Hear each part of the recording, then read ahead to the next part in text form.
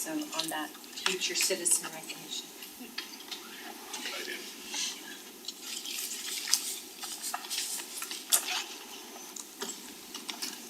We're good? Okay. Thank you, everybody. Welcome to our city council work meeting for Wednesday, the 12th. Just by way of note, we are no longer, as of tonight, doing Facebook Live. It's been shutting down after just a few minutes, so rather than try to play with it, will still do live, but that will be on YouTube from here on out, with the link on Facebook. Pointing that out, it's just been too complicated, just to dropping it every. So rather than try to start, it just looks more suspicious if we start and then it drops. So they're just gonna run YouTube live at that point, which honestly is what most cities are doing right now. So just by way of information, that's starting tonight. We'll jump right in. 1.1 review of this evening's agenda. I will say, 2.2 has been removed from the agenda. Mayor, and then I have a hard stop at 9, so if we go farther than that, I have to leave. Okay. Is that the only item not on? I told Jackie to turn the heat up so we don't get sleepy. We'll be tired of labor. Mayor, I have a hard stop at 7.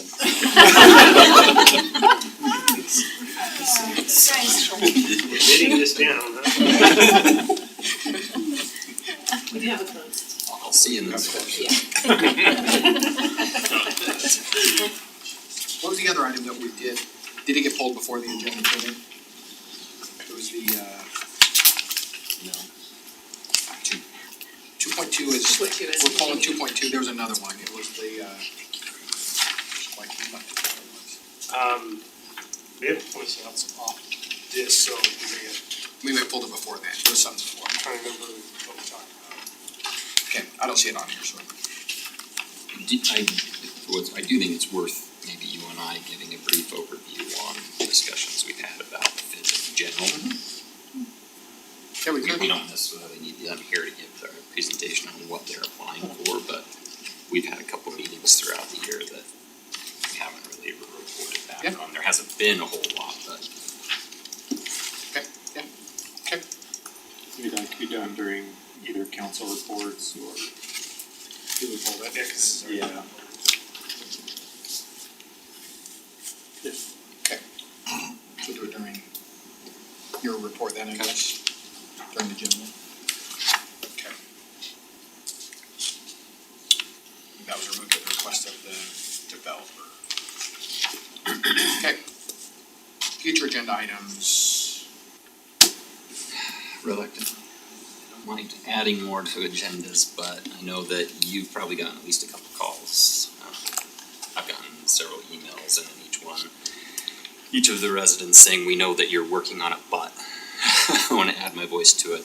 And we need to have an item to discuss the extra space storage and the impact that it's having on the neighborhood there at the NDA that we put in place with good intentions to help protect them. It just sounds like it's not exactly what we thought it was or what the residents thought it was. I think we need to talk about what we can reasonably do to help them.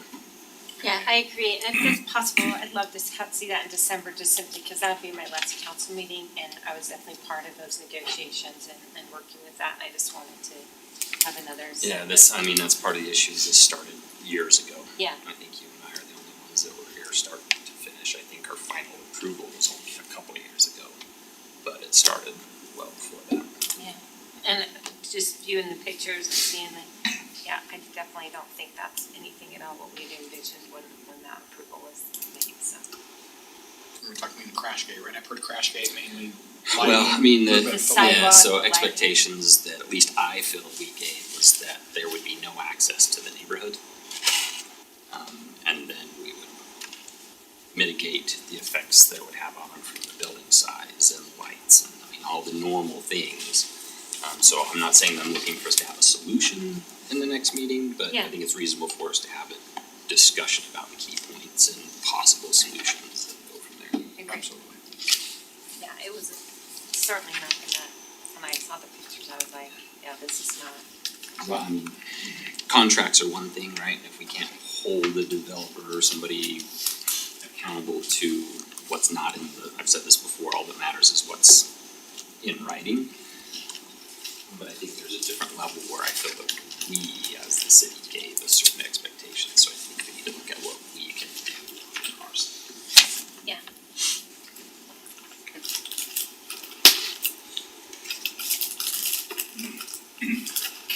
Teddy, you're good with your, since it's coming back. Yeah, December. so we had a resident talk about some auxiliary dwelling units, and it's been planned up for the agenda in December, so more information on that, staff's been working on it, and so for public record, she's emailed, I forwarded some stuff over to city management. We got a direction on that, so nothing fast, obviously, but we know the state's gonna do something too in January, or February, I guess, so. Okay. Okay. 1.3, council discussion of future citizen recognitions. Do you wanna do that one? Let's do the Blackridge Reservoir.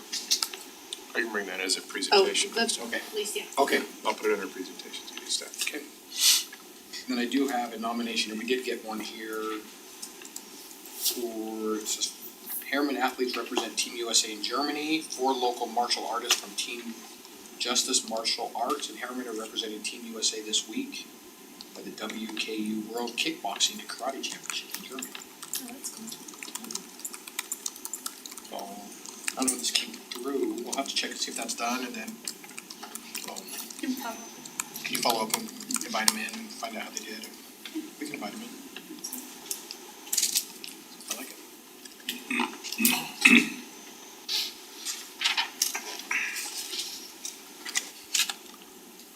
Okay, anything else from council? Okay. We'll move to 2.1, 2025 Blackridge Reservoir Review. Wendy, We're gonna turn it over to Lauren. to Lauren. Welcome, Lauren. Thank you. How do I work that, John? Bring it up. That's that way. Work it. There you go. Perfect. Alright, well, if you didn't know where Blackridge Reservoir is, now you do. That's what we're discussing tonight, just an overview of how this season went. So in 2024, we implemented the parking program in the parking lot. So you can see we continued that into 2025. Not much more to say about that, but other than the numbers. Just as a reminder, that's only on weekends and holidays, so the parking program is in effect, so. We didn't miss any holidays this year, so that's a huge push here. In 2024, we changed the resident parking program in the neighborhood. So this is great to see that the increased number of permits being issued are continuing to go up. So, pretty happy about that.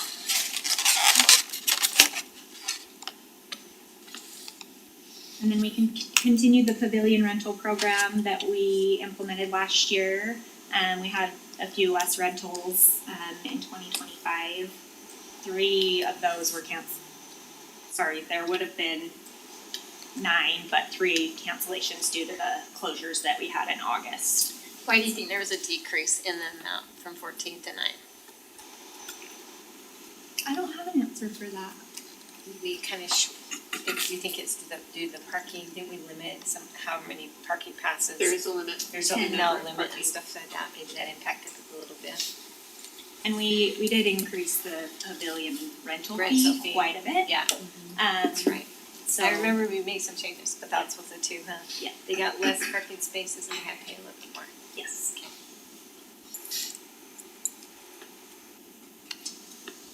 These were the HPD calls for service in the Blackridge permit area. If you have questions about that, I'm sure Chief Kirk can answer them. But pretty low call for service in that area this year. Yeah, this year was much calmer than it has been in the past. Yeah, traffic, So, that's yeah. huge to see that down there, that's good. Yeah, and I would expect that seeing the other numbers decreasing like they did, so. I'm assuming the animal calls were dogs off leash It's usually dogs on or the beach. fish On the on the Yeah, beach. dogs on the beach. People bring their dogs to play on the beach.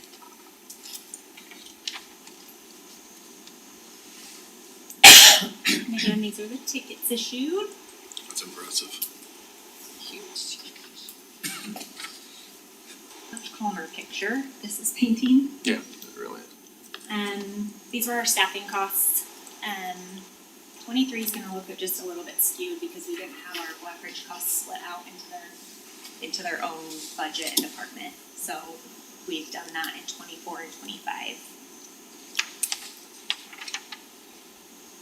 But our police department went up in 2025, right? We saw a little bit of an increase in that, why? Yeah, my guess would be that previous years we probably were closed for holidays or something, Yeah. cause we're only up there on the busy weekends, right? Dedicated up there. And it's gonna just depend on when the holidays fall. If they fall on like a Friday, we might have them up there on a Friday, Right. Saturday, Sunday instead of just Sunday. Were we allocating the time properly in the previous years? Feels like Yeah, for that, we were. had longer closures for algae. Closures. Oh, that's true, We had a lot more closures in 24 actually. than we did last year. That's true. 23 was really long, wasn't it, the algae? 24, we didn't have any closures. There was. 24 we didn't have a closure. Oh. Yeah, you could. 24 I thought there were. No, For the algae For the algae? yeah. It's not super was significant, I just noticed it went up a little bit. It just was funny because all the All other merged together. stats Yeah. came down, but the costs went up a little bit, so that was interesting to me. More years, you have to keep track. Yeah. And you know, the officers are making more money and it's time and a half when they go up there. Okay. Are we staffing up with overtime on the well, cause it's So holidays? you're saying people are getting paid too much, is that They're getting paid just the right on amount. the record?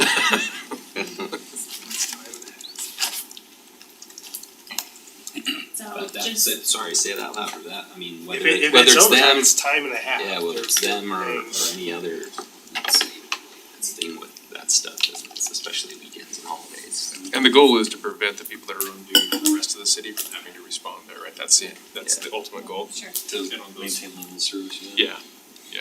So that we don't have the 5, at max we have the sergeant and 4. You know, if they're up there, the rest of the city's not We treat covered. this more like an event rather than. Right. so yeah, just a review of our closure dates, cause August was significant with the algae bloom. That covered over two weekends and then 5 paid days for the parking. And then just a few days for the HPD investigation up there. And then we did have another algae bloom closure, but that was after our paid parking program season ended, so it didn't affect our revenue at that time. We put out a survey to the residents up the neighborhood up at Blackridge, so it went out to 120 people. I don't know if that's households or people, but we got 10 responses and 9 out of the 10 rated that this year's operation was either good or very good compared to past years. So that was exciting to hear. The ones that wanted to respond did. These were some of their comments.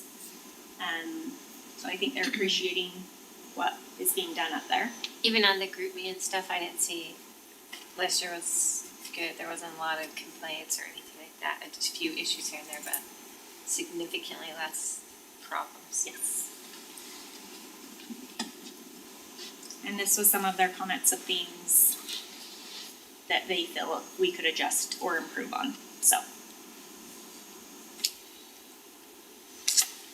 The biggest, I think, response in there was just traffic and speeding still on the roads. We looked at speeding in 24. I pulled those numbers from Bill, it was a winter survey, so it wasn't super helpful for us. But typically it's 28 on Ashland, the average. So I have it scheduled for a count this summer during the season to make sure we're getting the right numbers on it. And we'll look at enforcement there. Most of the summer, we have our trailers up there, the speed advisory trailers, so Ashland's hard too, perception wise. it is. You feel like people are going a lot Faster. faster than they are. And the reports are like, oh, they're doing 50 or 60, you know, physics doesn't really allow that, but, Yeah, I think it's the same complaint we get everywhere in the city, right? yeah. That's, most complaints I get are about people going too fast on roads.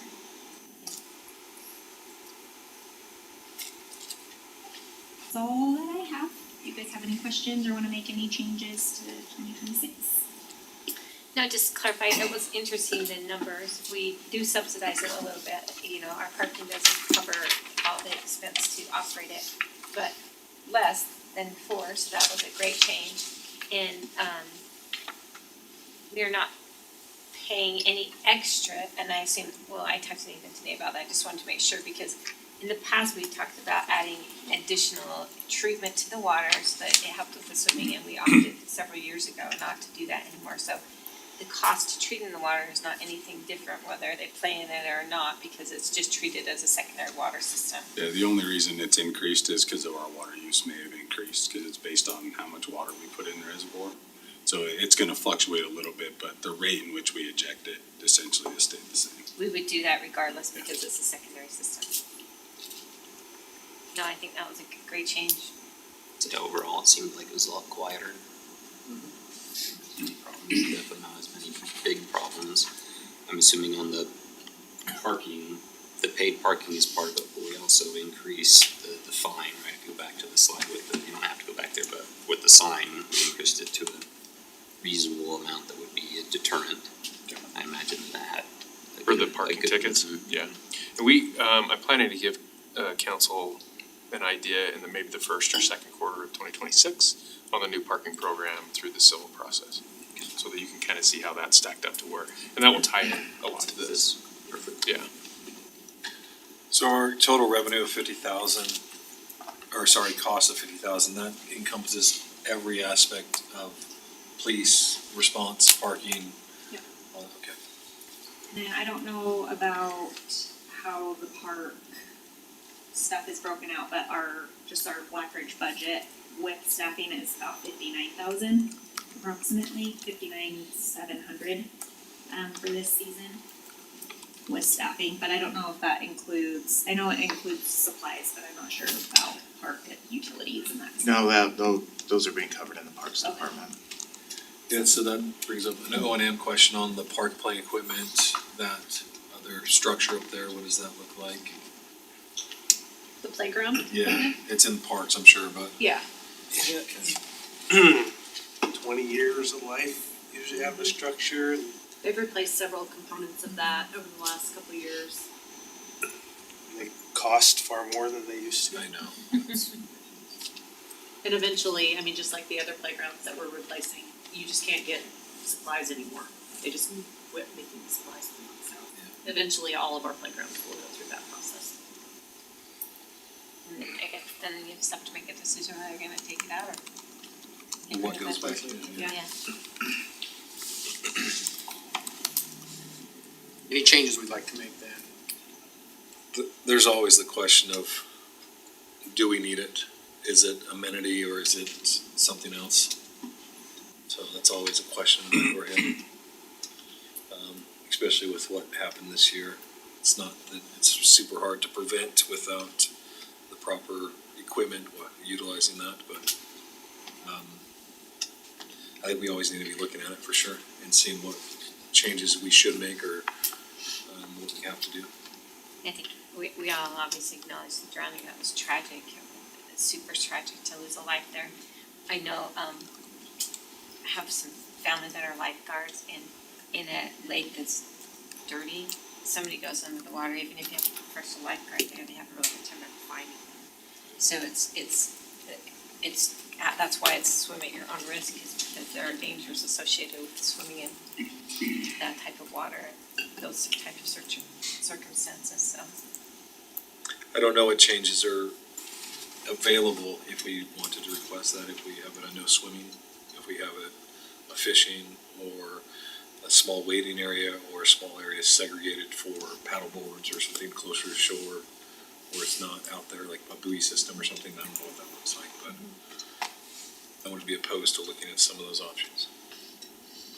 That sounds like a second to my standing motion. Yeah, exactly. And I'm probably not that far away from that motion, Jared. It's just dangerous. The hardest thing about it, going back to at least my very first, big issue I was involved with in my first year in 2016 was this.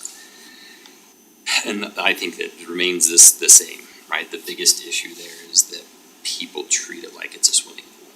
It's an open body of water with all of the dangers that come with it being an open body of water.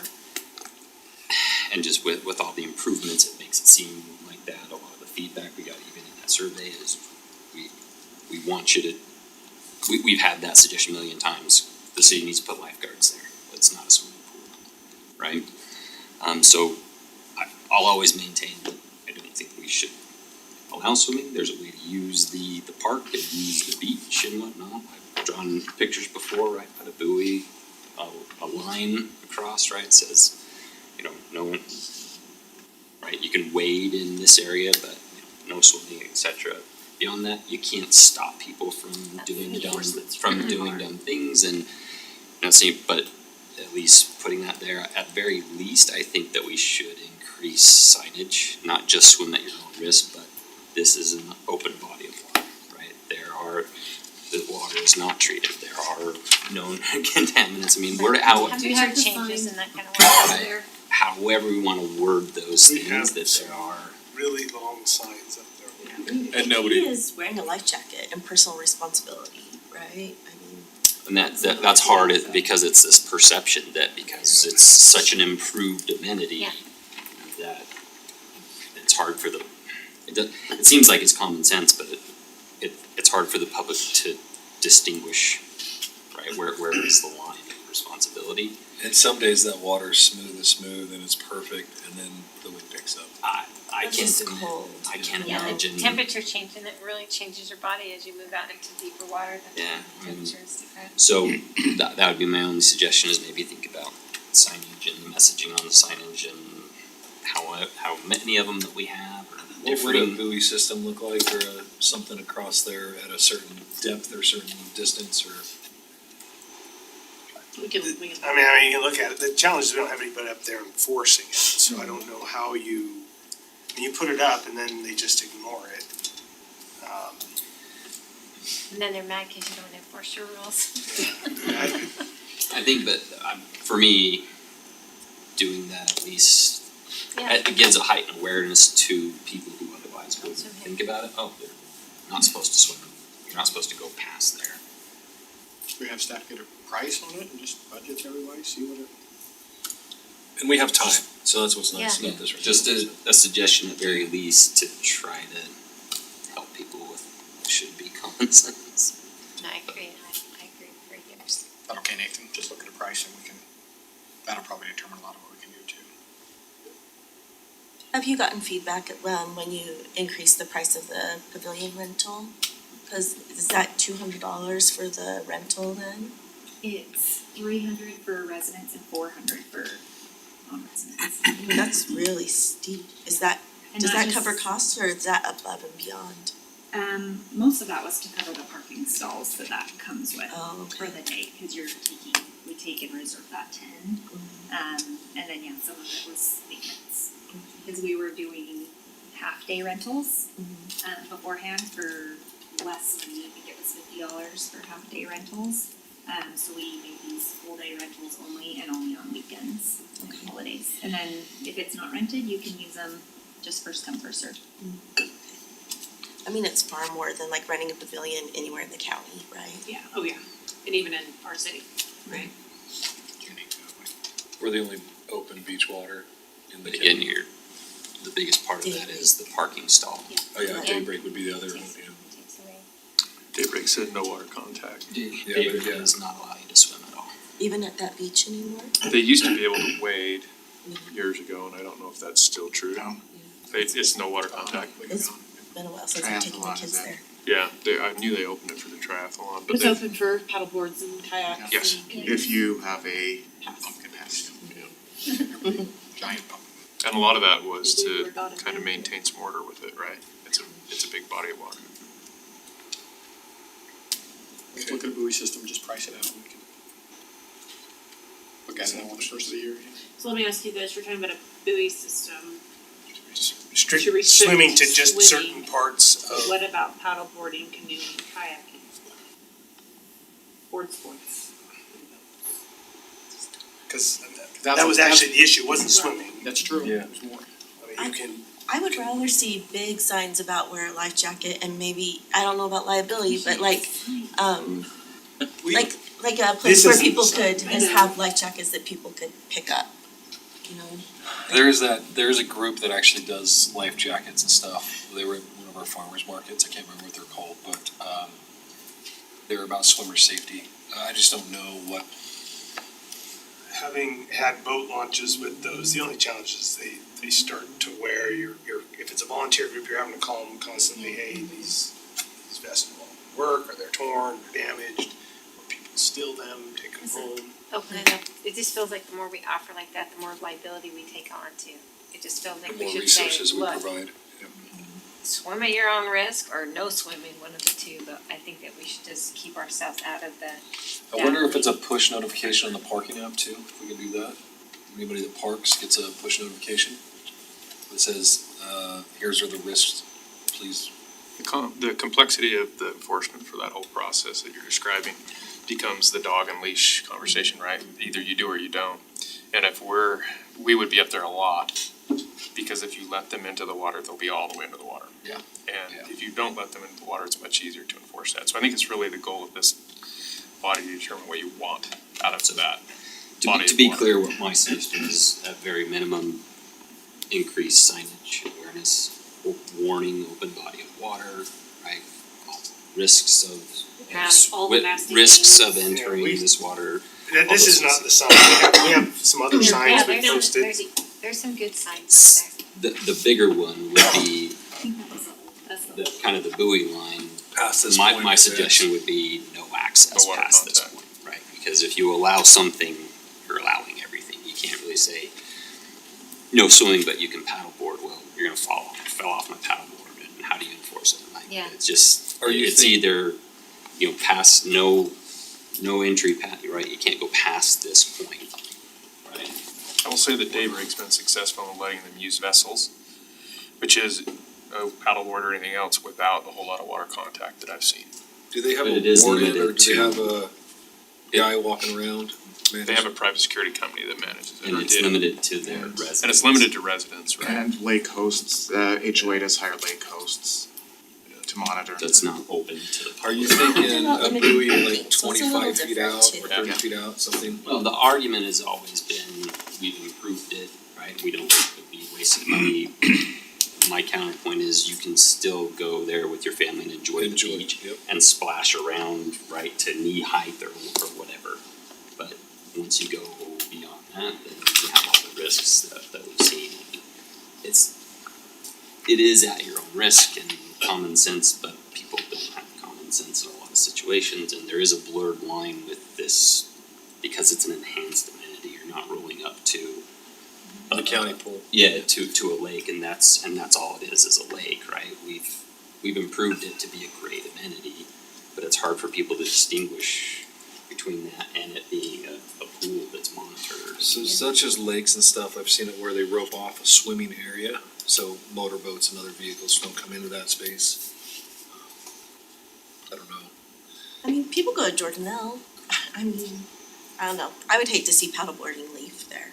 I think, in an area where there's more teenagers than little kids and families with older kids that, like, it's an amenity that gets used. My neighbors use it, like, for that with teens and I don't know. I think it would be hard to enforce and I think it would be taking an amenity.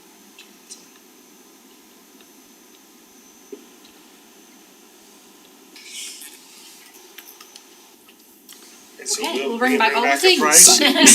So for me, like Signage. signage is the minimum to try to have put that awareness and get people to draw that distinction.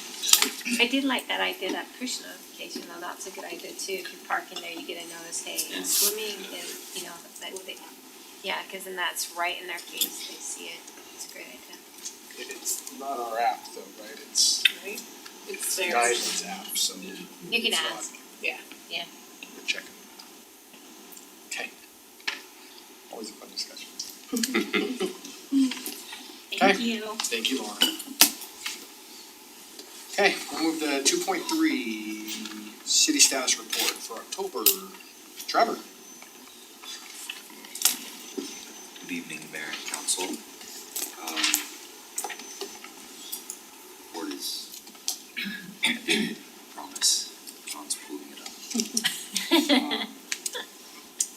We've got economic development, quarterly report, and Bryce's quarterly project update report, so most of it's gonna be taken care of by the real experts tonight. I can just comment on briefly, with new residential units. We have a, kind of a spread there of different unit types, housing unit types.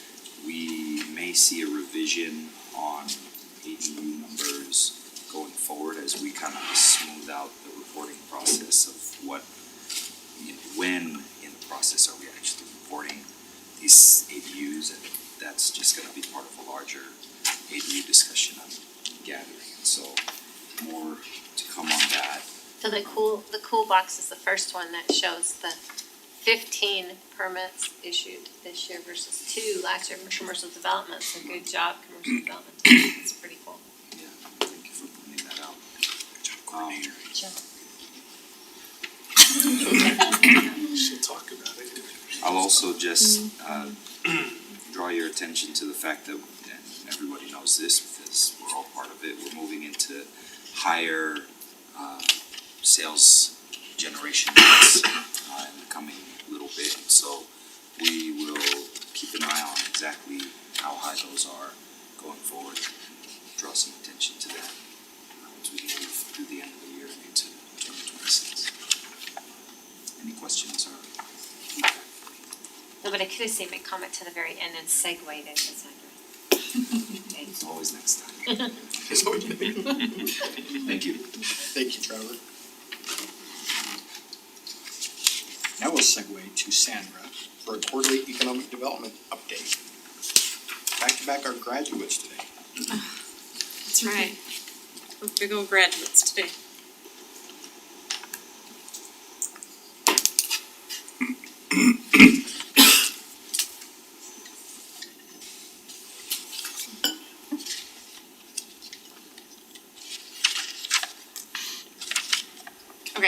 So a little bit of a difference, when Trevor ran his report for the end of October, we were at 1123 in home occupations. We've added 7 since then. This was ran today. We are sitting at 235 commercial licenses. That's not including like our alcohol licenses or stuff. That's just our brick and mortar commercial. This is just our map of all of our commercial centers, which we have quite a few of. Starting off with Academy Village, I want you all to see where we have Iceberg, Q1 2026. I just confirmed today with Alex. I know, okay, It was stop it, I'm telling you, when we open, I am bringing Iceberg shakes. So, they have,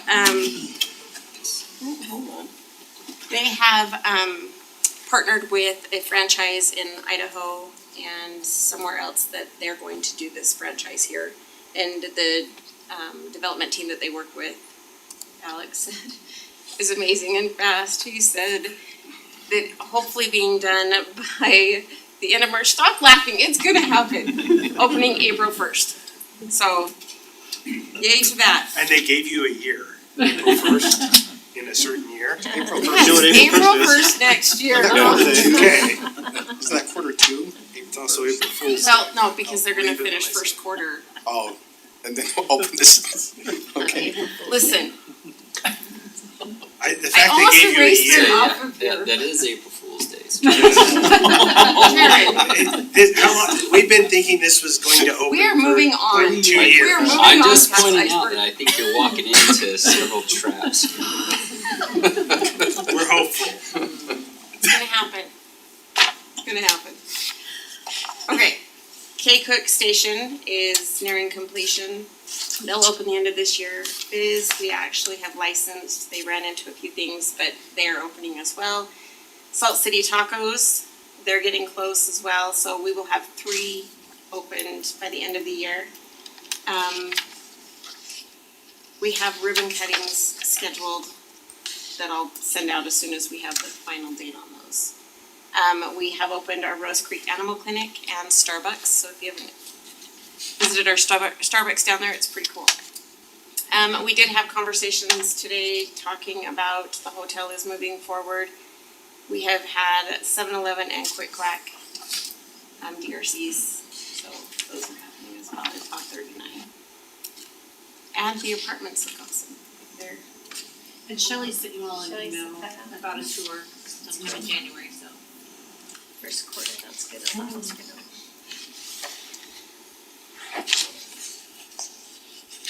Oh, it's not moving. There we go. Anthem, our new hotel, is looking awesome. This picture was taken today. So over there we have Chartway Credit Union is over here in the right top corner. They've fenced it off and they're beginning. Our Dolly Soup and Salad, it is actually the same group that did our Nothing But Cakes. And they are working on some tenant improvements there. The Hippo Vet, you can see the building in the top left by Dolly's in Slackwater. That's going great. Game Haven building is nearing completion. It looks super cool. They've done some social media posts of what's happening inside. And the Enchanted Event Center, we are actually going to, they're sending out information for a ribbon cutting next Tuesday. I think that's the 18th. It's beautiful inside. Like, it's a cool event center, something that the city has been needing. So we're excited about that. We still have IHC, the medical center on the corner. And then RPT is going in the pickleball building. That's a physical therapy. Copperview Plaza. The buildings are up of the first 6. He's had a little bit of a hiccup with the shutdown as far as SBA funding and some loans. So some of the businesses that he had given us the names on, we're gonna restrict for right now until things start moving forward, and then we'll share. But those businesses are an Indian food restaurant, a soda shop, a Thai restaurant, sushi, nail salon, and a shipping retailer. We do have open over there Kinetic Pilates, Live Well Animal, Hospital, Chubby's, and Nothing But Cakes. And Adelphi is a French brunch place that's going on the corner where the little plaza area is. And then Hammer and Nails, Plunge, and the soda shop are all in the improvement finishes right now. What is Hammer and Nails? It's a men's I'm salon. glad you asked. It is a men's salon. Okay. Yeah. It is super cool.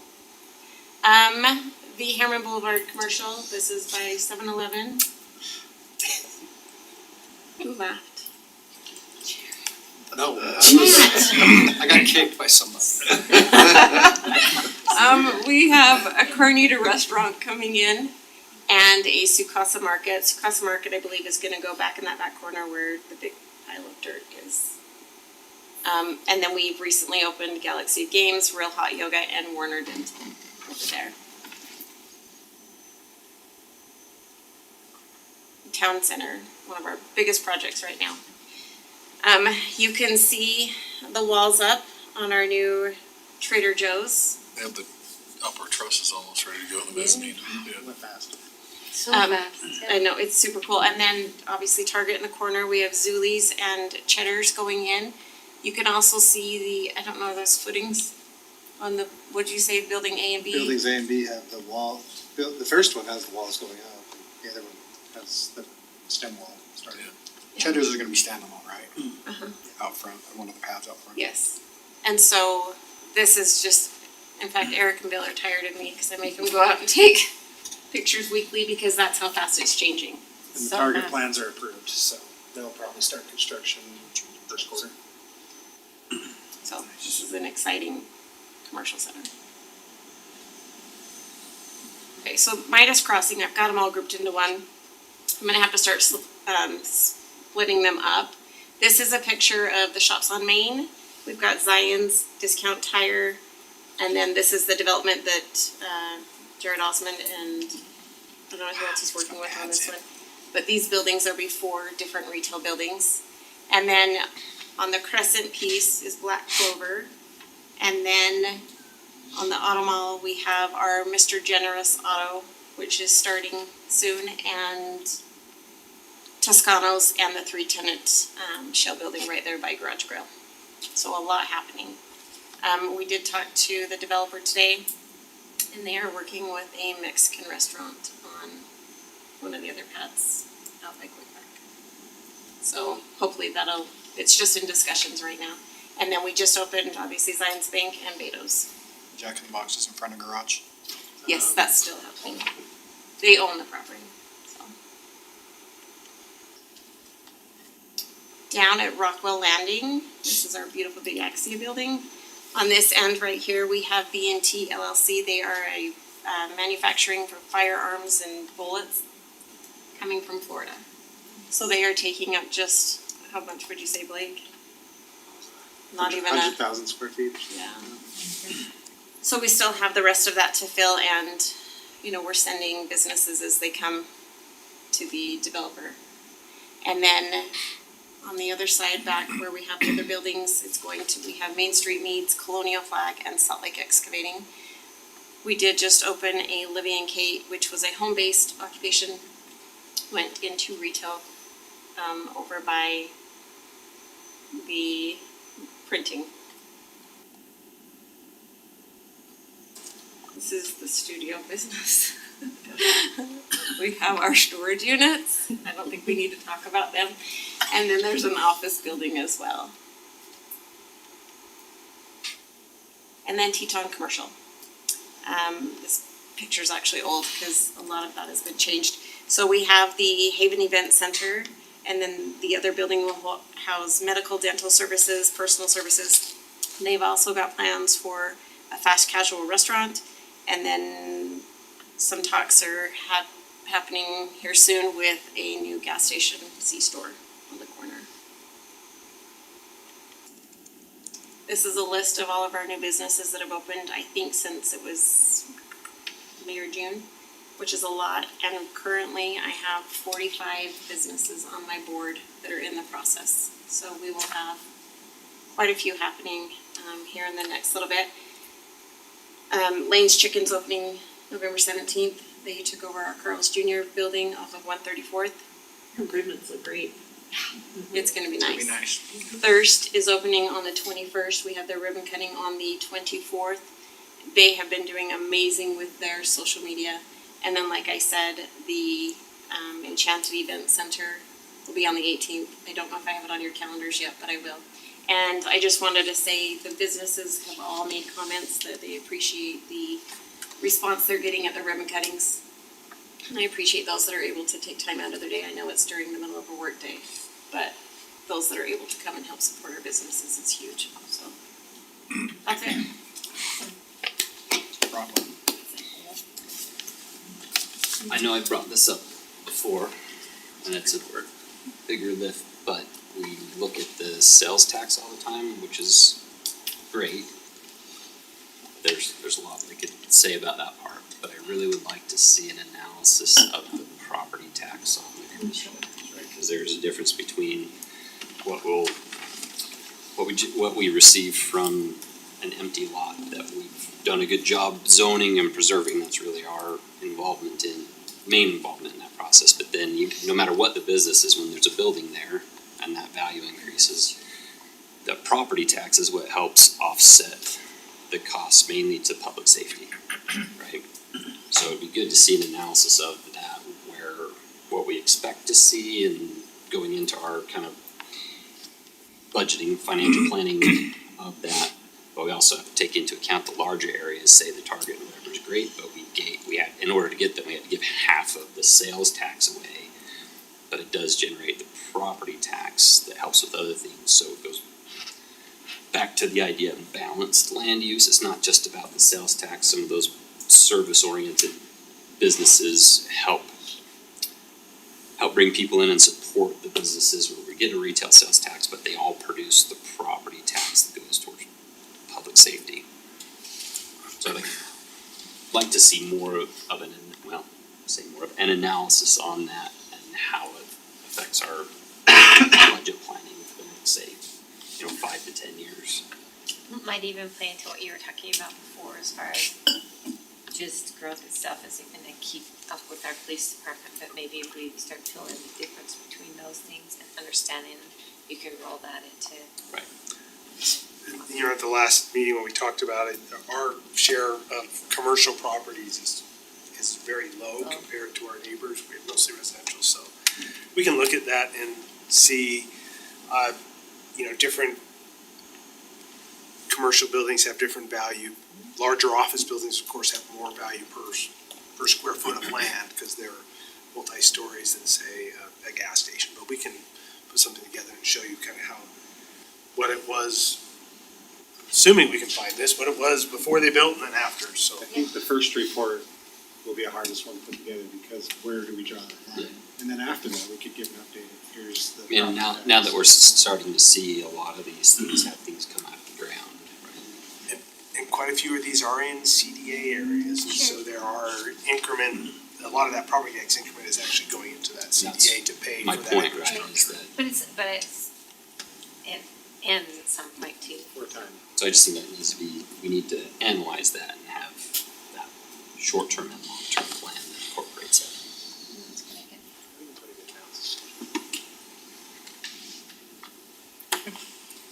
Good job, Sandra, thank you. And Blake as well, what you do with that too. Okay, 2.5, capital projects quarterly update, Bryce. Okay, yeah, so we're back again, a list of all of our capital projects in the city.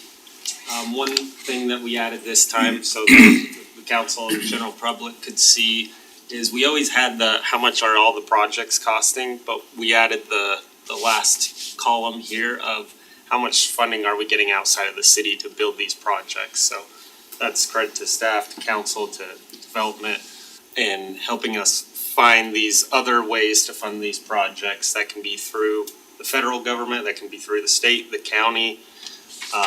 Jordan Valley Water is an example of another grant. So yeah, you can kind of see in the report where some of those projects, where those grants are coming from. But it's a big effort by kind of the whole group to try and get those projects funded, whether that be through city or through other methods, and it's really helped us kind of have such a big project list here. And with that, I'll give a few key project updates, but we can dive into anyone that anyone has a question on.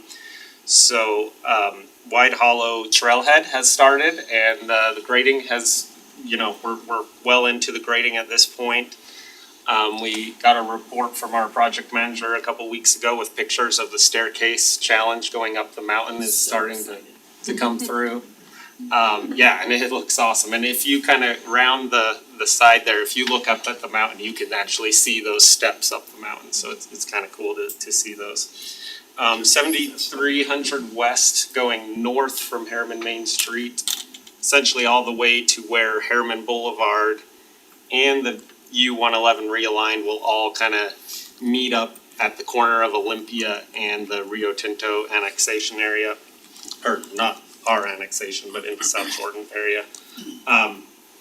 That is graded to subgrade, so there's still a couple layers to come up to that. But because we added so much fill in the project, about 20 feet in some locations, we are putting in settlement plates to let it sit for a couple of months and see if it settles, make sure we've met our compaction before we proceed with the project. So that'll most likely, if everything goes well, get paved in the spring of next year, and the traffic signal at Harriman Main and 7300 West will be installed in the spring of next year. 6400 West going north of Harriman Boulevard up to Midas Creek is pretty much complete. There's still a traffic signal that needs to be installed there and a few intersection improvements there. But for the most part, it's all paved and trails are going in. So 6000 West Phase 1, so that from Harriman Boulevard to Silver Sky. It's like halfway to Harriman Main Street, not all the way. That's Phase 1. We're really close on the design. We're finalizing the design. All the right-of-way has been acquired, and the permits to enter and construct have all been acquired. So we're hopeful that we can go to bid soon in the winter and then construction can start in the spring. So, yeah, those are kind of the major roadways. I can answer questions about any of these projects Of course, if I would needed. have. So for, Gina. So tell me, Gina, Yes, I know, I okay. read the report, but I thought that we were a little bit beyond that. I thought we'd already acquired the right of way person. No, so what we had to do, so we drew up all the deeds and the permits about 3 or 4 years ago when we completed the design of the road. So the design was complete and the right-of-way documents were complete. But in that time, there were several property that changed ownership. And just as good practice, we had our surveyor go through and double check all of the ownership and if all of the boundaries were correct in today versus 4 years ago.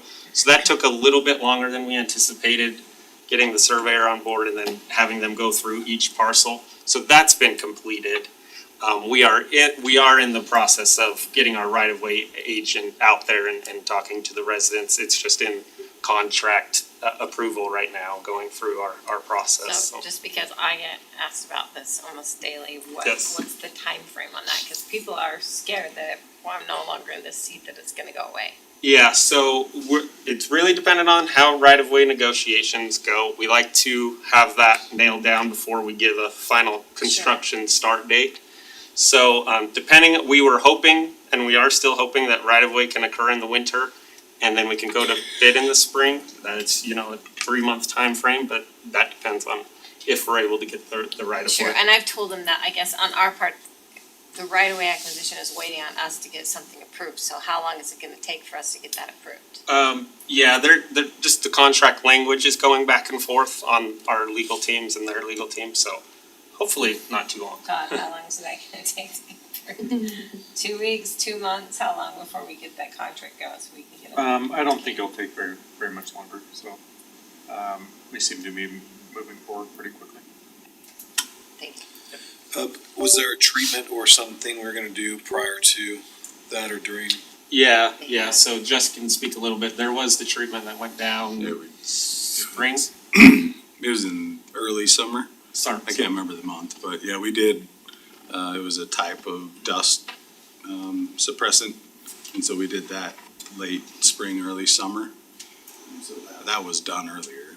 Yeah, it worked pretty good for a while. It's kind of wearing off a little bit, but It's helping the road hold together better. It's helping the road hold tons better. together better, but the issue was we had such a dry summer, and that works by pulling moisture out of the air, and that's what will help keep it to last longer. And since we didn't have any moisture, so now I think it's probably working a little better than it did throughout the middle of the summer. That's cool. Yeah, and I agree. The potholes you don't have near the potholes and stuff like, they used to reoccur really quickly and they're not as fast anymore. So good job on that for sure. I was surprised that the Main Street project said it wasn't gonna be completed till spring. Like, what all is entailed with that it takes so long? Yeah, a lot of that is irrigation will be shut off, and so final completion as far as testing the irrigation, make sure the plant growth is coming back, it'll go dormant for the winter. So they can continue working in the winter, but as far as, final completion, we do need to make sure the irrigation's working properly after the winter and that the plants are growing in the spring, so yeah, that's a good question. And then every time we talk about this kind of stuff, I'm gonna ask you about Juniper Crest, and so what's the latest on that? Yeah, Juniper Crest, we're working, as you know, that's part of the MDA requirement for Panorama, is to complete Juniper Crest, and then on the city side, we're working on the project to put the traffic signal and widen the center of the road from Real Vista over to Juniper Crest at Mountain View. So we're shooting for summer of next year to have the traffic signal and everything widened. We're going out to bid on that here in a month or so. And then that should be completed by summer, and DAI, the developer of the area that's on the hook to build Juniper Crest, is targeting the same timeline to try and connect Juniper Crest when we open that traffic signal. So summer just to be safe, I would probably say fall, but our target is summer. My last coordination with DAI was July, was their target, right? So they were able to get the deed and the plat recorded, the everything's completed for that. Plans are approved. So, they were ordering, they have a large box culvert that has to go into drainage.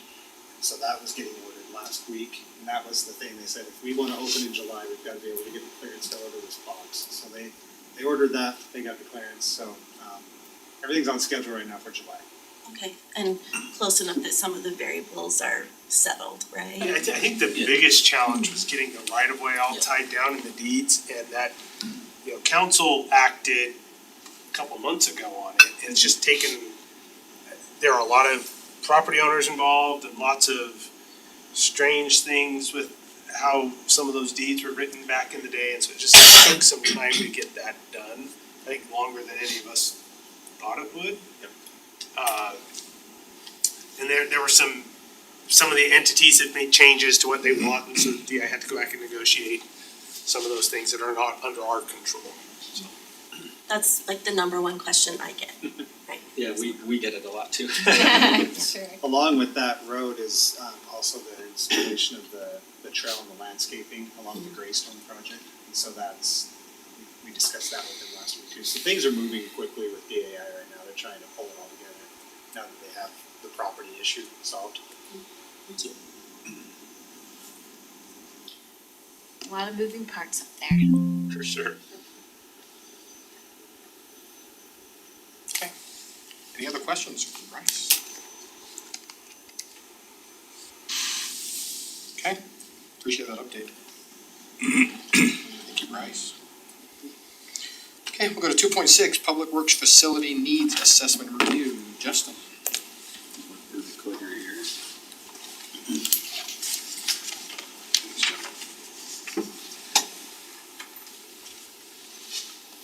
Well, I've been excited to bring this to you.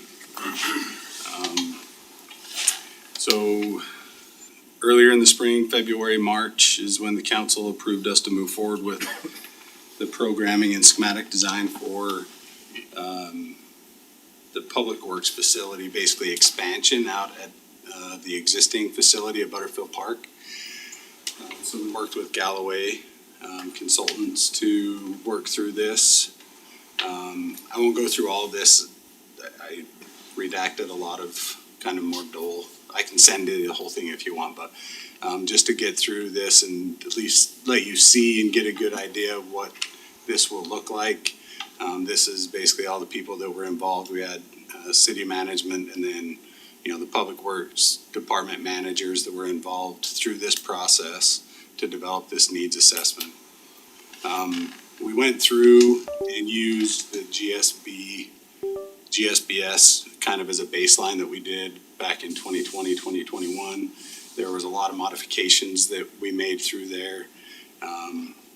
But in meeting with them initially, they had a good baseline of what our needs were already.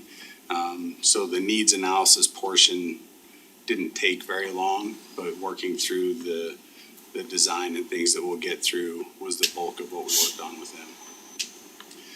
Starting off, we kind of set some goals, which was basically determine the needs of all the different departments.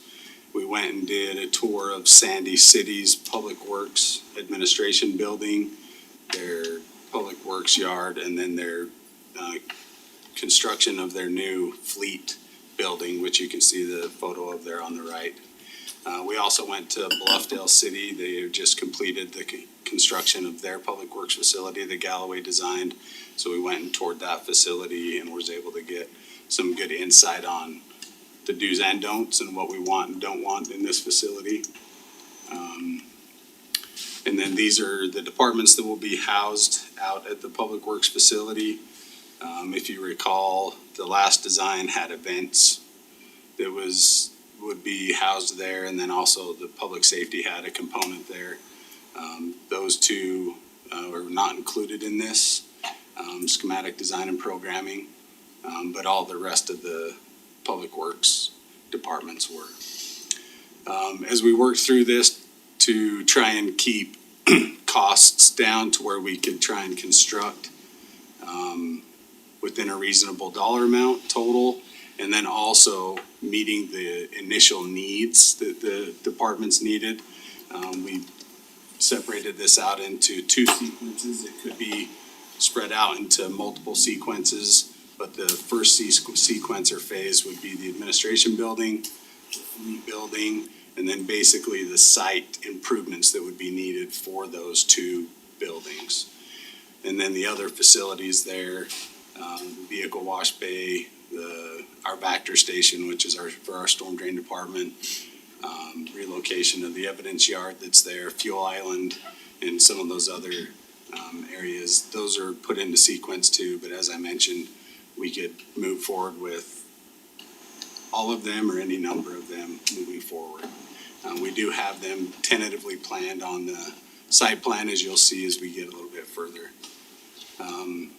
Looking at this, the dollar amounts are a little small. Well, the text is small.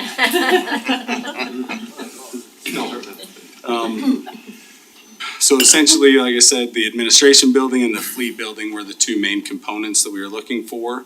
You can see the total gross square footage there. 18,000 roughly for the administration building, and the fleet building roughly 10,000. And then the site around those, you can see there's around 60.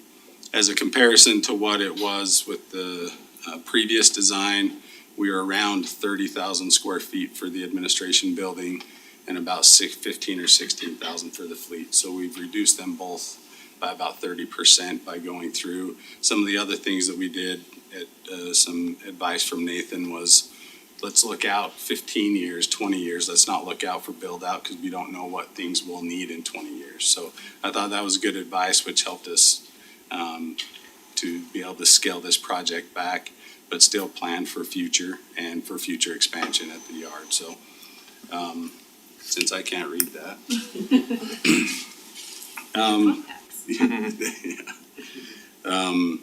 So total construction cost for the first sequence is around 13 million, and then you add in some of the contingencies because we have not done full design. This is just schematic design. We haven't done design development where all of the different, mechanical engineering, structural does all of their design. And so there's some contingency in there for design. Inflation, we have a couple years out before we construct, so there's some inflation in there for construction. And then we also have contingency for construction. So there's a lot of contingency that we put in here because we're still several years out. So we're about 13 million for construction, and then with those contingencies, we're pushing around 17 million.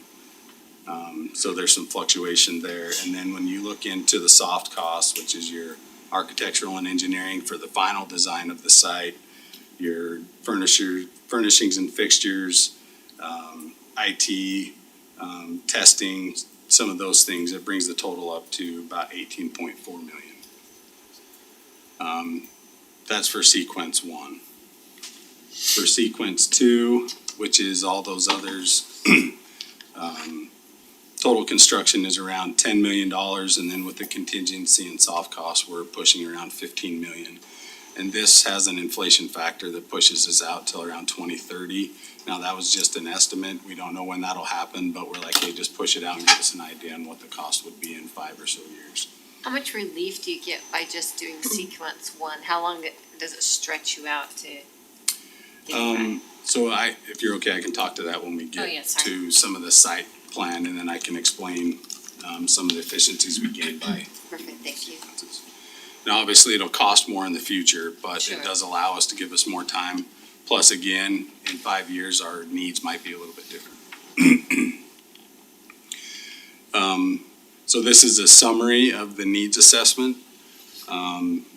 This just gives a breakdown of each one of the departments that brings us to that little over 18,000 square foot total for the admin building. There's a lot of sheets in here that we'll just kind of go through that break it down into departments as well. The one thing that this does also is it tells us what our total need is, then what the existing infrastructure we have there, how much of that can be used to satisfy some of those needs, and then it tells us how much we'll need to construct in the future.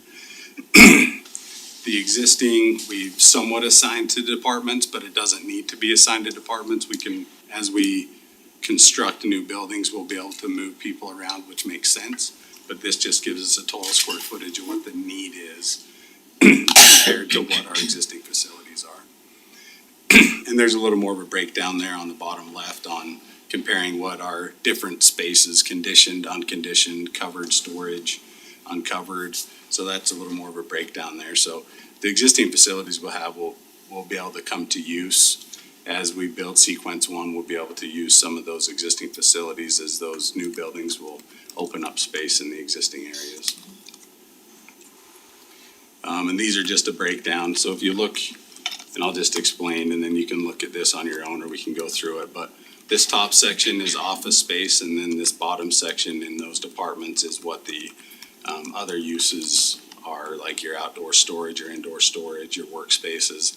But the top is the admin, and then the bottom would be your other uses for storage, shop space. So that's just a breakdown of those. And so we've done each a tally of all those needs for each one of the departments. And then there at the bottom, you can see each one of those. They might have notes on specific what goes in those spaces. So in that, these were used to tally up the total. We'll get through. So we had parks. So this one shows the building common space, which is basically not necessarily office space, but your break rooms, your training room, your conference rooms, mud rooms, just basically the common spaces, lobby that those areas will need, not specific to one department, but for all departments. And then we have your support functions, which are your mechanical rooms, fire riser, electrical rooms, those types of things. And then looking into the space diagrams, this just gives you an idea on what the admin building would look like. So these would be workstations, or what we call touchdown spaces for our outdoor employees. As they complete their work through the day, they have a space to be able to come in, work on their laptop, do work orders, fill out reports, those types of things. And then we have a small cubicle area for, some of our coordinators or lead, department leads. This would be a workstation for, say, a foreman. It's a little bit larger where they could have employees come and sit down with them.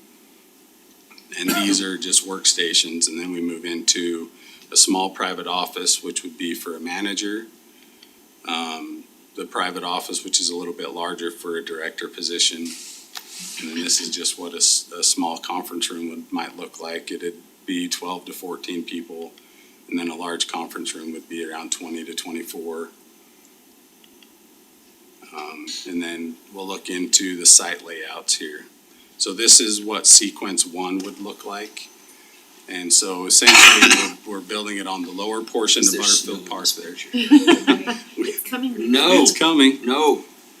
We took this aerial right before, so it was February, March, so Do you have much grading work to do with that? It seems like there's a lot of A lot of grading, grading, right? because this area back here, as you know, is a steep slope, and then there's quite a difference in grade between the parking lot and here, so that's what I was thinking. the back of the building would actually act as a retaining wall, and so we'd excavate in, and so the facility itself would be designed as that back wall would be a retaining wall. And you can see we have some stairs coming down from the upper level, which would be able to access the second level of the building or drop you down to the bottom level. We had, and I will just touch on this a little, we had this admin building in several different locations, but to try and keep continuity with the bulk of the infrastructure we already had, we placed it on the east side and was able to build this stairway, and then there's easy drive access from top to bottom. And that was the reason we chose the more east side. Seemed like cost-wise though, building that into retention is a cost saver too. I think that's Yeah. really wise.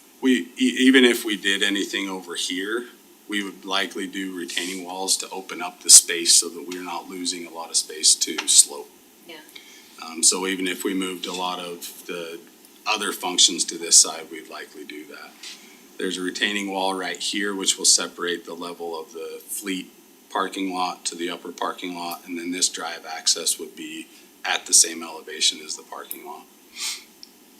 So we have some visitor parking here. The other thing this allows us is we have a lot of parking here during business hours. This gets used a lot, obviously, after hours. But this allows us to take advantage of parking in the existing parking lot here. If we have larger events or we have meetings where that brings more people. And then we have developed this kind of straight through, it's not straight through, but access directly through the site to 6400 West, and then this access point lines up with the subdivision road all across, so we'd have an actual intersection. So this one, the existing one's kind of mid-block, and it's difficult for our large trucks to get out because they're on the slope. So at the bottom, this will be safer access for them. So this is the fleet building. It's around 10,000 square feet. The total admin, again, is around 8,000 square feet. So that's essentially, the other thing I will point out is a lot of the things we have stored up here by the rodeo grounds, we want to move down so that can be more usable for events. And so we'll be moving a lot of that down into this area. To be able to do that, we'll likely install a fence around the area so that we could have secure area to store those things, because we have had vandalism, items stolen, where they currently are located, and so being able to have those secured would be a benefit. We'll look at sequence 2. So this is, like I said, just a schematic. Things can move around, but this just shows that we can fit it on the site, the future needs. There would be an expansion up here of the existing building. There's a current wash bay right here that would be transitioned into some other type of storage or building. I've told Wendy that we're gonna keep our office up here. It's really nice. Maybe we'll move it. It is a mobile home, so we'll move it and store it and then bring it back if it's needed. Maybe we'll move Trevor out there. He might enjoy it. So this is a larger conditioned building that would just be used by multiple departments for storage and shop space. The car and vehicle wash is here. We have some expansion of the, like I mentioned, the Vector station, which is when they go clean out storm drains, they have to bring the debris back, dry it out before we can haul it off. There's an expansion of our salt storage here. A fuel island here. We have a fuel island currently here, which is very difficult to access. And there's only about 1,000 gallons of storage, which in an emergency wouldn't last us very long if we had a week or two where we didn't have access to a gas station. So it'd be very important to be able to expand that storage. All of the material storage that's up along this east area of the rodeo grounds would be moved down here they would be built into the embankment so that the walls would act as a retaining wall so that we could build that parking lot up to make the upper parking lot more usable because it's sloped. The impound lot would right now be placed here. We would put large precast walls around them with some landscaping to kind of block those from view. But you can kind of see how we have this straight through access and essentially that sequence 2. Any question? Oh, I will say, so moving fleet and building the fleet building here would open up 3 to 4 spaces in this larger building, which would allow existing departments to expand into and move into as we grow. So those are the efficiencies we get. There's also a break room that takes up an entire bay, which would be moved into the admin building. So there'd be 4 to 5 bays up here that would be opened up just by building those 2 buildings, which would allow the departments to grow into over the next 10 or 15 years. So that's where the efficiencies come in of moving, which opens up space for us to be able to grow to. Again, we have a lot more parking down here that we can move a lot of the congestion that's here down to this area. We could also do some grading and improvements through here to open up the use of that space down there. So total acreage, I think, is around 7.5 acres for the entire site, which is a little bit small, but I think we can move with the efficiency of being able to move straight through from one end to the other will drastically improve our ability to use the site and improve access for when we get salt deliveries, it's very difficult to get in and out right now. So. Just grading and retention and things like that, just utilizing the property better, because there's a lot that's wasted right now.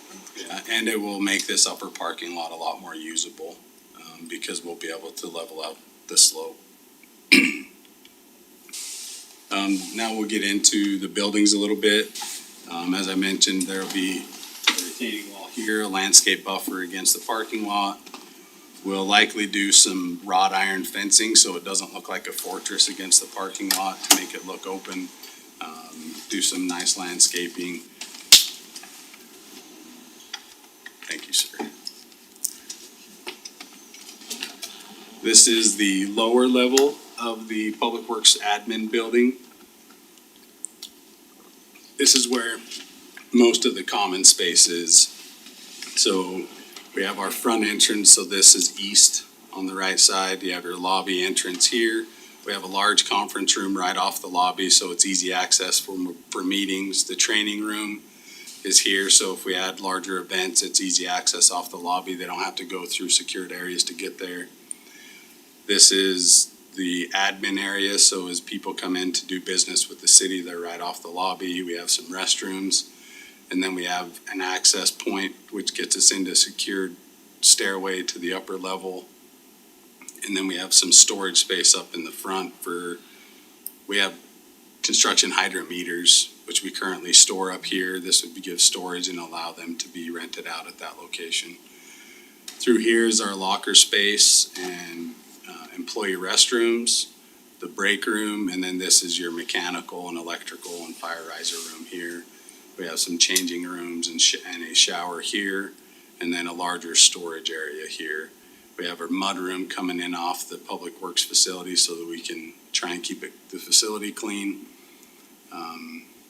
So this is essentially the bottom floor, which is mostly the common space. This bottom level is larger than the upper level. You can see the roofed area through here. This is the upper level. So the lower level was a little bit larger so that we could accommodate all the common space and then try and keep the office space upstairs, but we didn't need the entire square footage of the lower floor to meet the needs of the office space. So we slid it back. So we'll have outer offices for managers and directors on this outside with some conference rooms. And then their inner area will be basically open and can be configured in any different way for all of the workstations and cubicle type areas. I of course have a question, sorry. Seems like sometimes as you build, it's like, I'm like, not to throw, but this building, we should build a basement, right? But as you build and you already are that big on the bottom, how much more expensive is it just to build the same on the top? That way you have space to grow into versus not build it all out and then go, oh, we should have spent because cost per square foot maybe is much less if you're building it as you go rather than coming back and go, we should have expanded the full. Yeah, that was definitely a thought that we had. With our 15-year outlook on what our needs are, we still have 3 open offices. Okay. And then in here, there's a lot more touchdown spaces than probably will be really needed. So I feel like the work we've done to determine how many employees we have, plus the other thing is, as technology changes, the need for employees to come in and do touchdown work is changing. And so if we need the space for growth, a lot of that can happen a lot of them are currently starting to do it in their trucks more. Okay. And so I think we've addressed some of the growth needs, because we had that same question, do we just build it out? One of the concerns we had is looking at it, you're pushing $380 a square foot. And so trying to not overbuild, but build large enough. And then if we need to, we can, in 20 years, as Nathan mentioned, we might need to build something somewhere else. And it might not need to be in this location. It might be best suited somewhere else. Yeah, that makes sense. Thank you. So we did look into that and decided that this would be a good option for us. Thank you. Let's see, this is some renderings of what it could look like. As you can see, we have the step down for the upper level. Right now, the cheapest construction today would be structural steel with a concrete floor on the upper and lower level, and then steel stud framing, and then exterior veneer. It could be a CMU or a brick or some other type, whatever is most economical. And then right now, the upper level is some horizontal metal paneling. So that's what's cheapest today to build. It might be later, CMU walls might be best, or tilt-up construction might be best. But today, the cheapest option was the steel framing with structural steel. You can see the stairways coming from the upper level, and so you have just the different, this is the north side, this would be the west side, east side, and then the back. Here we have an opening that would go out to kind of an open area for our employees to be able to sit outside, or when we have larger events, we can allow for an opening to come out to a patio for those little larger events that we have. The fleet building, so we have, these are two large drive-through bays. This is 80 feet in width, and so you could have enough room to put 4 vehicles here, and then we have a larger heavy-duty bay where we could pull in a dump truck to do heavy-duty work, welding if we had to lift the bed off of a vehicle. So this would be planned for an overhead crane, and the other ones could still use, you could have 2 large pieces of equipment or multiple smaller vehicles in here. This is the office area, so we'd have a manager, a foreman, and then the administrative assistant there. And then we have some locker rooms with laundry room, AV, and changing rooms there in the admin area. This, right now, the cheapest was CMU construction with flat roof. I'll go back. We were able to, with the size of this, flat roofs have caused us trouble here at the city hall because it's a larger roof. We were able to have a pitched roof, so that hopefully we can mitigate some of those long-term problems that we have with flat roofs.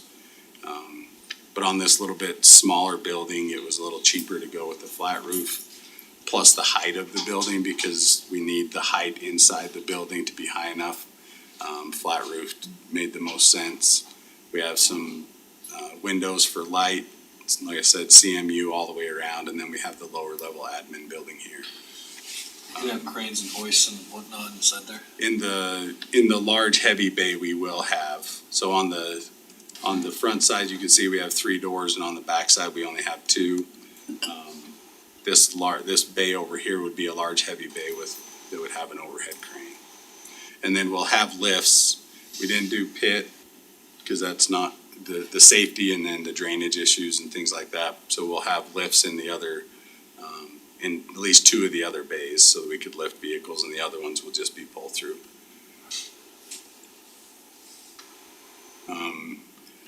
This area right here is some storage, and then we have a mezzanine that would go up to a compressor, and then storage up above the mezzanine. So that's how we utilize the space of the single bay over here.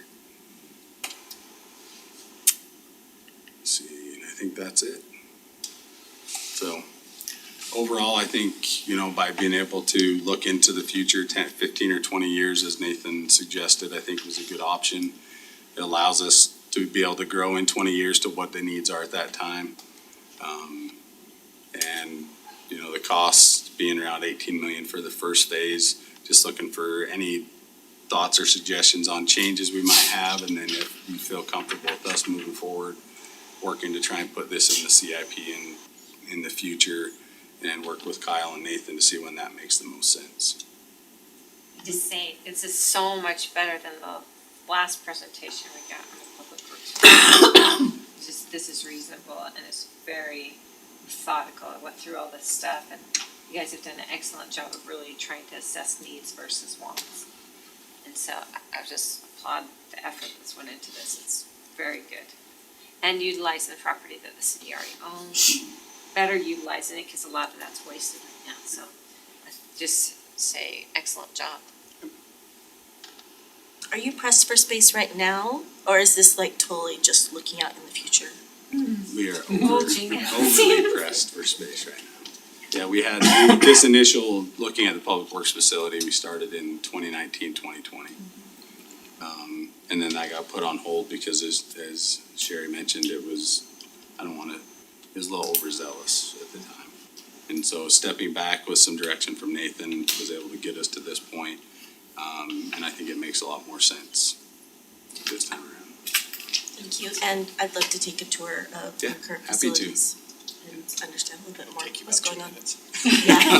I don't know, it takes a while to wind in and out of all of this.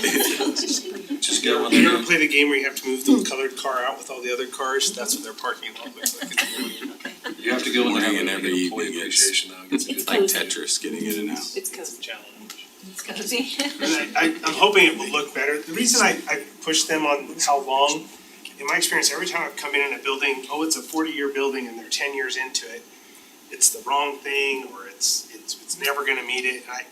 I just don't think we're good enough projecting 40 years. 20, 50, it feels like a long time anyways.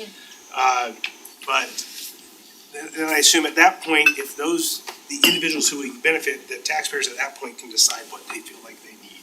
Yeah, I love that answer, as far as instead of doing that full width, well, this is all we really need. And it's like you said, what if you need it down on that end of the city? We just need a little side building down there, you know? Yeah, it makes more sense. Good job. Who's in charge of fundraising?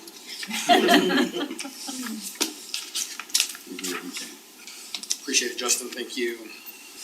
So where do we go from here? Okay, The legislative priority is just, we're starting to put that standing meeting on here. We certainly come back to it if you want, just talk about what's gonna happen, or it's just, like I said, we're just starting to put it on every work meeting. any comments right now? We could try to get through it real fast. There's a lot, you can go out and look and see what bill files or bill requests have been filed by different, there's a lot.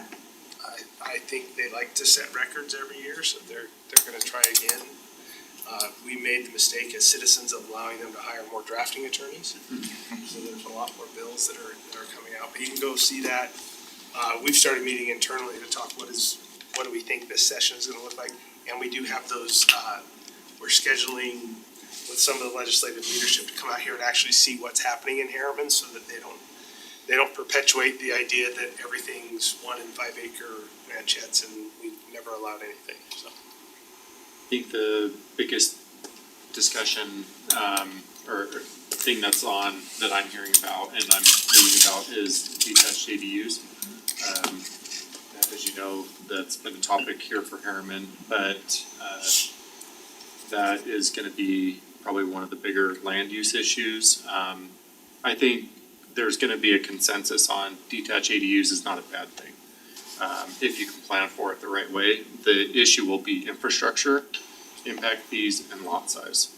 I think those are gonna be the three key issues for that discussion, so, we can keep you more updated as, we have some language that we've been, as the land use task force has been meeting with the developers. And we proposed something that, we felt comfortable with as far as just general concepts, and the developers asked for a lot more on their revisions, so.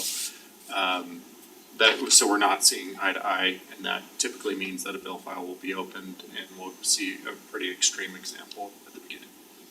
And the interesting thing, they're saying when we're allowing the ADUs in the construction, they listed it for affordable housing, but they're selling those homes for more because they're saying, look, you can have this income stream. So it's the direction from the state is not, it's not matching with the other direction from the state, so. Yeah, it's strange, huh? Rather than me try to do this in the council report, because really, as far as the fizz goes, that's a legislative issue. My thought is, and you don't need to do it here, but I think maybe prior to having the developer come and present what they want to give us as an application, I think we need to have a presentation from staff to the council as to what the fizz is and what the legislation's looking like, so we have a baseline of understanding of of what it is, what it's supposed to do before we get an application. It's not the new soda shop. No. They might have a soda shop. Let's do that, That'd be great. I like Cause it. that was what the notes I made was, what's the general concept? I don't know that I can do it justice. Let's do that. Better job. Put it on. I Notice like they've that, never actually. used the S in there, but they use there's some stuff in there just. Started as the shiz. Yeah, but then everybody was like, that's a slang word for some other things, and we better just go with fizz. Okay, I will tell you, the league's gonna push back hard on the governor's aims and eager, that's gonna be a hard no for These everybody. housing initiatives are just unsustainable, we can't, where's the water coming from? So he's right, water's an issue, transportation's an issue. No one's running out of land. It's, as you've said many times before, it's the state of Utah, not the state of the Wasatch Front. Right. Like, come on.